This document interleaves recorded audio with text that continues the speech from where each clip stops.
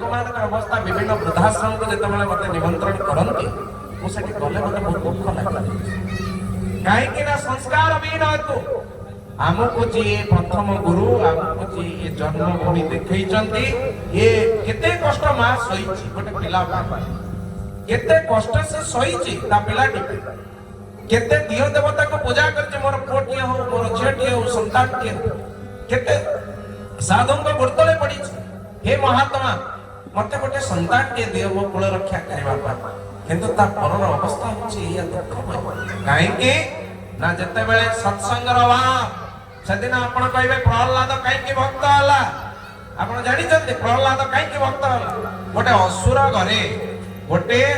भल पिलाटे विष्णु भक्त जन्म केमिति हला तार कारण होची मन रखंतो जते बेले प्रहलादर पिता हिरण्यकशिपु जाइतला तपस्या करिवा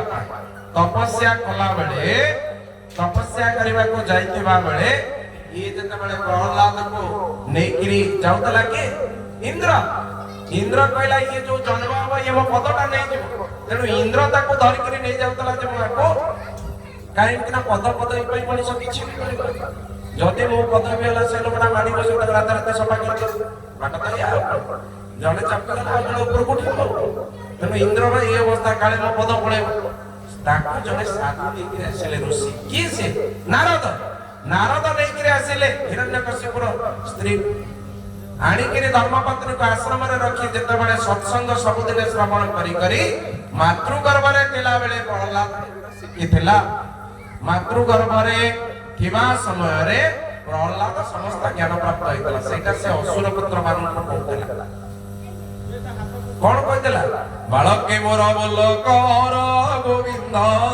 मेल गोविंद नाम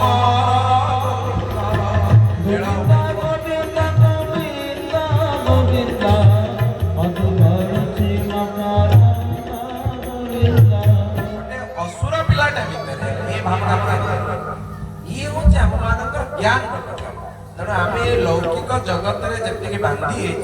थरे चिंता कले पिलाटार बुढ़ा पर्यटन आम जी भी बसी समस्ते दिने ना दिने जीवा कहीं रही ना रही नहीं कहीं रही नहीं भव रंग भूमि तले सर्वे निज निज अभिनय सारी बाहुली काल कालर बसए जगत प्राणी हुआ